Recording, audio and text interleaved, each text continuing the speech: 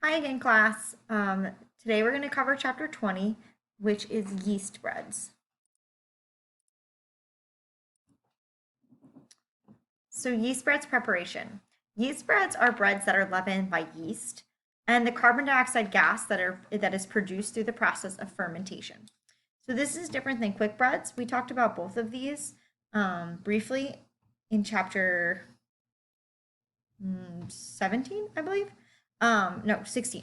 And quick breads are leavened through chemical leaveners, such as baking soda and baking powder, whereas yeast breads are leavened through yeast, obviously. Both are leavened, both have physical leavening, which, if you remember, is the process of leavening through steam. So anyway, yeast breads are made with yeast that has been around for over centuries. So baker's yeast is called Saccharomyces cerevisiae. And I think I told you already, if you need a way to remember that name, you could always think of the fact that beer in Spanish is called cerveza, and yeast is used to make beer.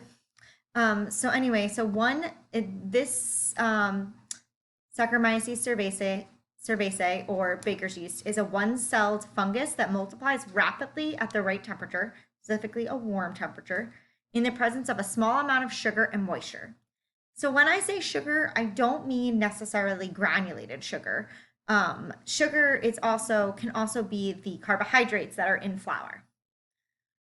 So yeast breads take about 2.5 to 3 hours. Sourdough breads take even longer. This requires about 8 to 10 hours to make and fully develop the flavor. Plus, a lot of people, if they are building a sourdough starter, that will take years before it gets to its optimal conditions.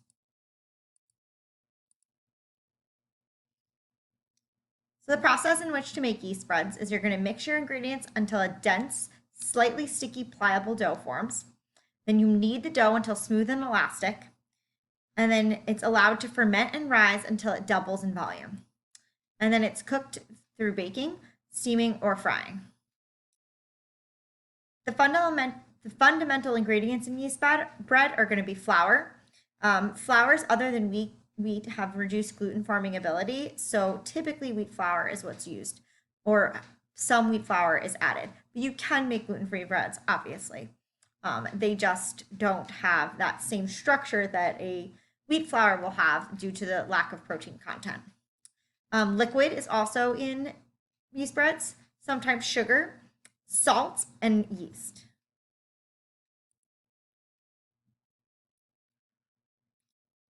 Yeast dough production includes the following stages: mixing the ingredients, kneading, bulk fermentation or the first rising, punching, shaping, proofing or the second rising, decorating or scoring, and baking. And we're going to talk about each one of these.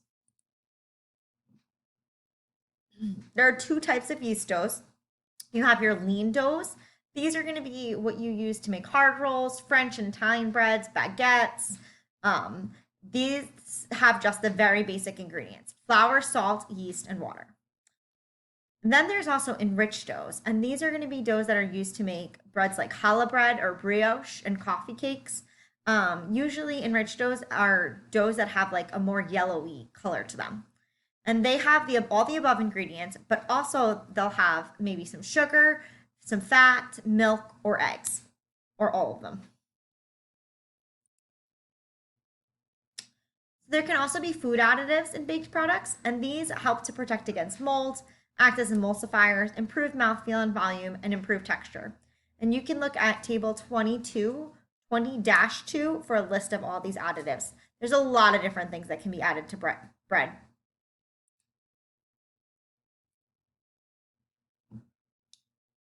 So preparation. So there are 4 different mixing methods for bread. So there is your straight dough. This is when you place all your ingredients at the bowl at the same time and then you mix it. You might mix it by hand or by machine. The dough is then kneaded to develop the gluten and allowed to rest once or twice before shaping. This is the most straightforward method. Then there's the sponge method. This is when you combine your yeast, your water, and about a third of the flour, and you allow this mixture to ferment in a warm place for about 30 minutes to an hour. This is called the pre-ferment. And then you add all your remaining ingredients except the salt and you mix. You don't want to add the salt until later because salt inhibits yeast development, so it should be added once the yeast activity is already underway. And then you'd go ahead and the same way you do with straight dough, you'd mix it by hand or machine, knead the dough to develop the gluten, and then allow it to rest once or twice before shaping.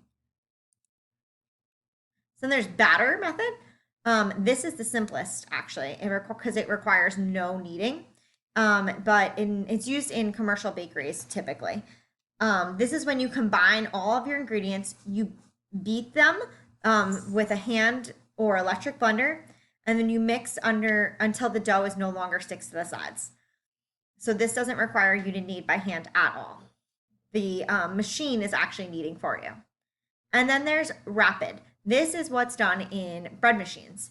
So the machine mixes and kneads the dough, allows it to rise, and bakes it in the same pan. This whole process takes about 2 to 4 hours.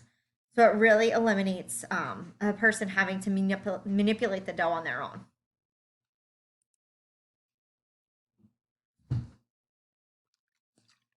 So kneading. This takes about 7 to 10 minutes, and this is how you develop your gluten, which helps your bread rise in the oven. So unless you develop your gluten, you're not going to have much structure to your bread, and you won't get a nice rise out of it. So the dough should be kneaded on a floured surface. You fold the dough and press with the heels of your hands in a rocking motion. Then you turn it a quarter, and you can't see me, but I'm doing this with my hands right now. You turn it about a quarter turn and you repeat. And if your dough is sticking to the surface, you want to add more flour, sorry. When the dough stops sticking to your hands, that's how you know it's done kneading. And then to see how your gluten has developed, to make sure it's developed properly, you're going to do the window pane test. And we'll see this on the next slide. But basically, you're stretching the dough until you can see through it, but it does not break. And then you know that the gluten has developed enough and is going to be stretchy enough to hold the carbon dioxide for leavening. Your dough is going to be smooth. It's not going to have a sticky surface, and it's going to spring back when you press it. If you've ever made pizza before and you've felt the pizza dough, you know exactly what we're talking about here. Or maybe you've made bread. So here is a picture of the kneading process. So you knead it with the backs of your hands, rock back and forth, turn it a quarter turn, and then knead it again and keep going. And then this is the window pane that we're talking about here. I'll see if I can find a kneading video for you guys too. So the next step is proofing. This is when the fermentation process starts. It's also called the first rising. So this happens for about an hour, and your dough is in a covered bowl in a warm place, 85 to 90 degrees Fahrenheit. And then you're going to let it rise. So you can do this on top of your oven. That's like a really great place to do that. There's also something called a proofing box. This is something you'll find in bakeries. It's a container that is temperature and humidity controlled, and this allows for optimal fermentation and rising. You know that your dough is done when it has doubled in size, and when 2 fingers pressed into the dough should leave an indentation. So what's happening during this time? Your dough is doubling, and it becomes more acidic. The pH drops to about 6.0 to 5.5 to 5. You don't want to over ferment the dough. You don't want to leave it in there too long, because what's going to happen then is that when you go to bake it, it's going to collapse. I think there might be a picture. Nope, not yet. So yeast. So yeast is sensitive to temperature extremes. We talked about that a little bit. It's activated at 68 to 110 degrees, and it slows down at 50 or below. It's also killed if it's exposed to greater than 140 degrees. So once the bread gets in the oven, your yeast is going to die. So it's really important that you start to ferment your bread and to make it rise before it goes into the oven. That's why we have this proofing stage. So here you can see this is what the dough looks like before, and that's what it looks like after the first proof. The yeast ferments, the dough doubles in size as carbon dioxide is produced by the yeast and caught within the gluten network. The enzyme and pH changes start to happen, and again, you want to avoid over fermentation. So at this point now, the next step is punching down the dough. So once it's doubled, you literally punch it down. This is going to allow for it to double again. You don't want to do this more than 2 times because then your gluten will overstretch and then again your dough will fall. So after you punch it down, you shape it. So once it's shaped, so now you have your beautiful loaves of dough. Now you're going to allow for the second proofing. So this can happen either right on the baking sheet or in a pan. And this, contributes to the quality of the baked good. The second rising takes half the time as the first. Again, you're looking to see if your dough has doubled in size. You don't want to do the finger test the second proofing. It increases the proofing increases the volume of your shaped dough through continued fermentation, and it creates adequate aeration of the dough. So proofing is really important for yeast spreads. So overproofing. So this is when your dough overexpands because the gluten network was stretched out too much. And then your cell walls break and it collapses. So your CO2 will escape from the bread and it creates a low volume. So if you've ever tried to make bread and you did this, you know exactly what I'm talking about. Doughs that are too cool will also ferment too slowly. If they're too hot, they'll ferment too quickly. So it's important to get it into that optimal temperature range that we talked about. So this is the difference between your optimal proofed dough. You could see how the carbon dioxide has evenly distributed throughout the dough. And that's what happens when it overproofs. You have too much carbon dioxide production and your gluten network can no longer hold in that gas.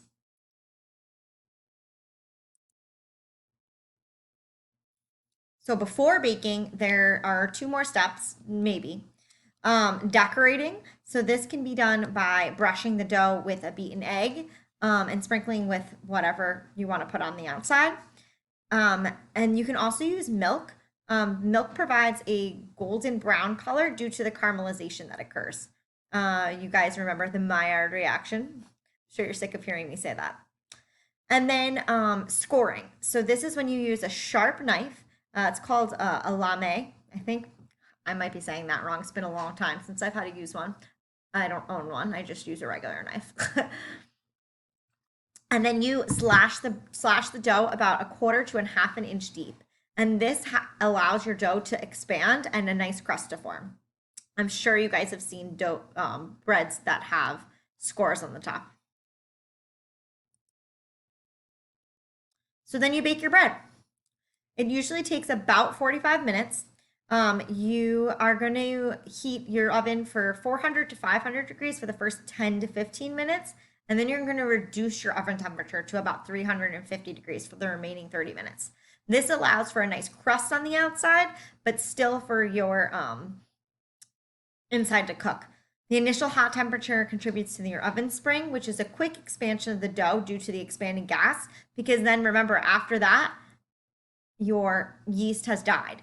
And so after that initial temperature, the fermentation, if the initial temperature is not hot enough, the fermentation will continue and your dough will spill over. So you want that really hot temperature at first. It'll kill off the yeast. You'll get a nice crust and a nice expansion, and then you turn it down to cook the interior of the bread. Changes that occur during baking. It changes the appearance, texture, flavor, and aroma. Nothing smells better than fresh baked bread. Maybe chocolate chip cookies. I'm not sure. The yeast die. Your proteins coagulate. Starches swell and gelatinize, which creates your structure. Your fats melt, and your crumb and crust develop. I'm going to pause here and pick up with the next portion of the lecture.